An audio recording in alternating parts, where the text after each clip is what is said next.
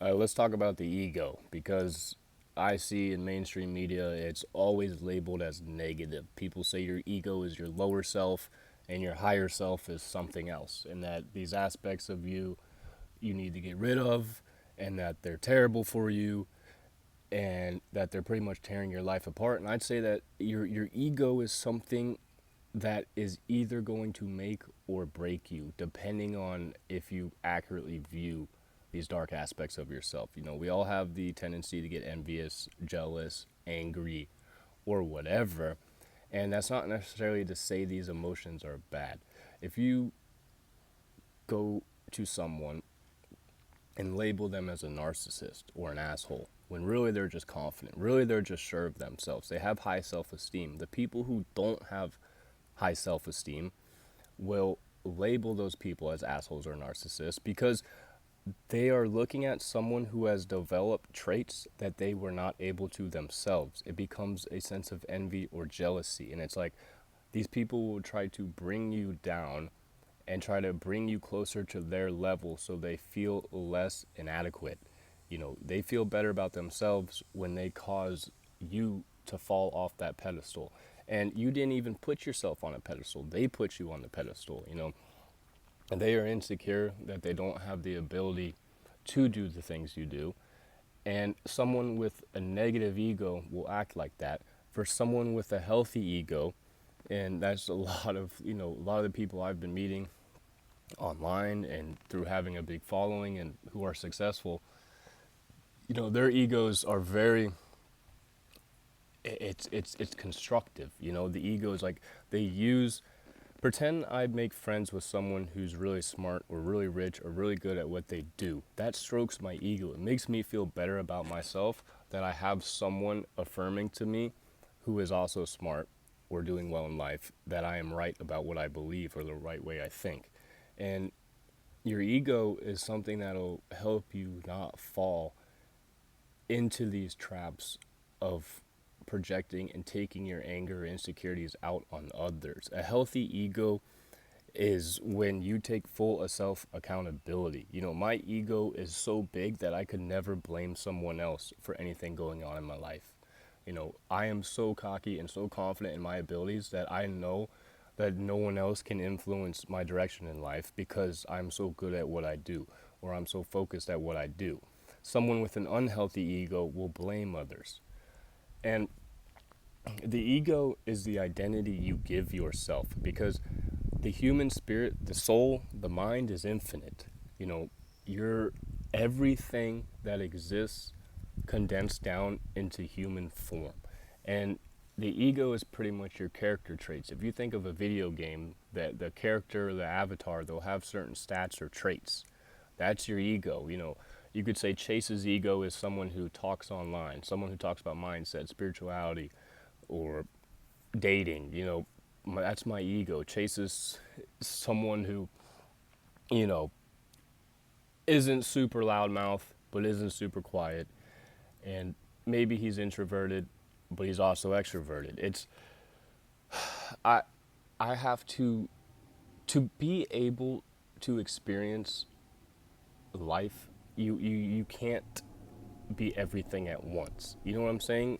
In the sense that the human spirit, it wants to take on everything. It wants to do everything. If you are living in a dream realm and you can live any dream, then your spirit is going to want to take on many different forms throughout your life. Maybe you're a trader, maybe you're an athlete, maybe you're a businessman.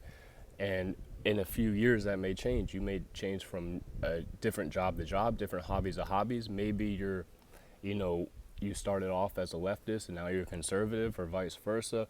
Maybe you don't even believe in politics anymore. You know, I see a lot of people, they change who they are, they change their identity as they grow.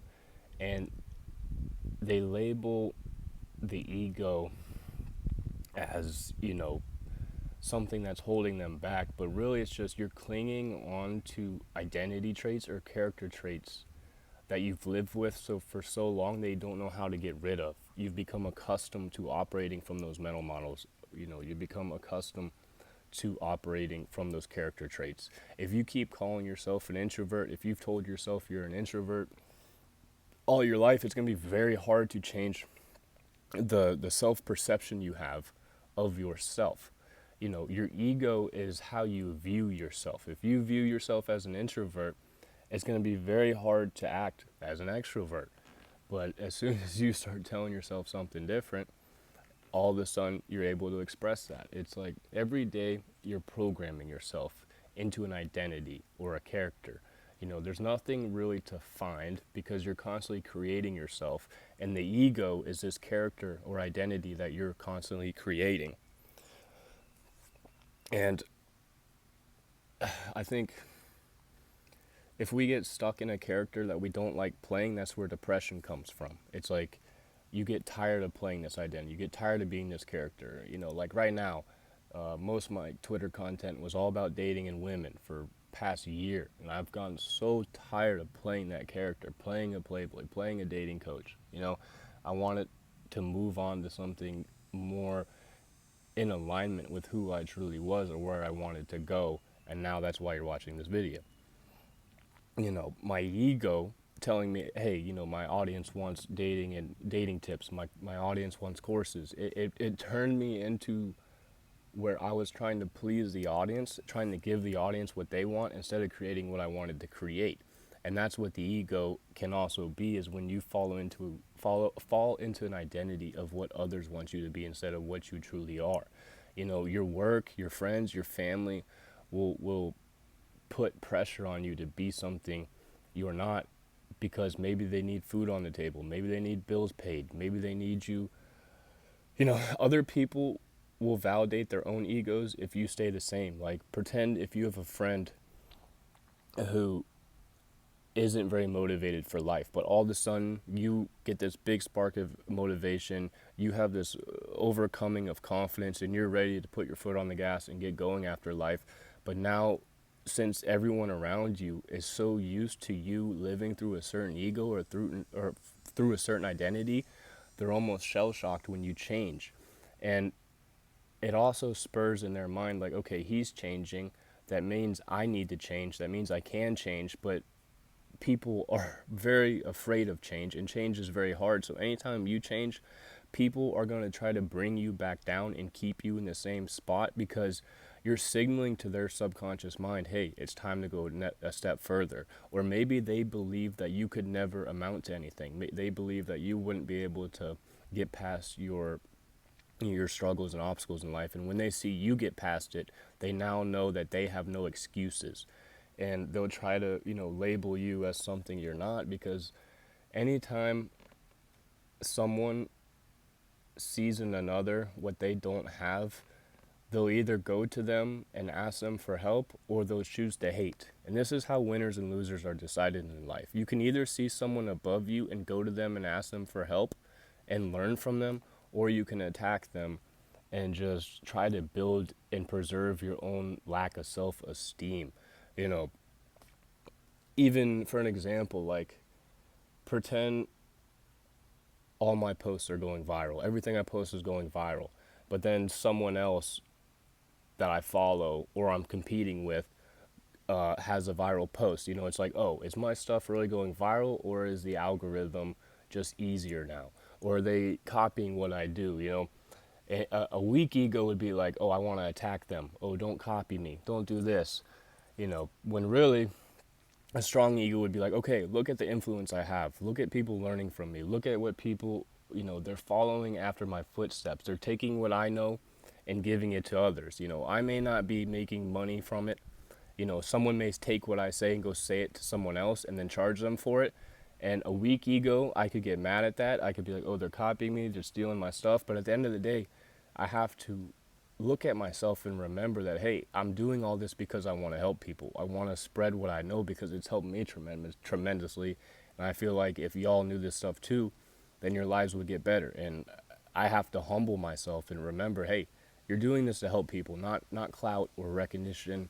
You know, I'm not here to flex my divinity, but help show you yours. You know, the ego is when you get lost in trying to accumulate everything for yourself, accumulate, you know, wins and money and clout just to stroke your ego. Your ego is basically just a word for a lack of confidence. It's insecurity. You're labeling that your insecurities and your self-doubt as the ego because it allows you to separate yourself from it and be like, "Oh, that's my ego." It's like, "No, bro, you're insecure. You're a jealous, envious person. You're spiteful, you're angry. You need to deal with those emotions instead of just labeling it as your ego. That's you. You need to fix what's going on inside your head and your heart. You know, expect more videos like this out in the woods connecting with nature, out here with nature. It's the trees giving me these thoughts. It's the plants giving me these thoughts. It's not me. I'm just streaming. I'm just channeling my plant friends around me. Nature is alive, and I don't know, connect with it. I know that sounds cliche. Every fucking guru on the internet saying go sit out in the sun, go whatever. But really just get out of your routines. You need to get out of the routine of who you are, get out of the routine of the way you think, the way you act, because your environment and the people in it will start to take you prisoner if you let them. Your own mind will start to take you prisoner if you let it. You have to kind of just take a step back sometimes and be like, okay, what the fuck am I doing here? Why am I feeling these certain emotions? Why am I feeling this certain way? And then go from there. It's think of car racing. If you're in a car, who's driven stick shift or driven a motorcycle? There's gears. You have to shift up, shift down.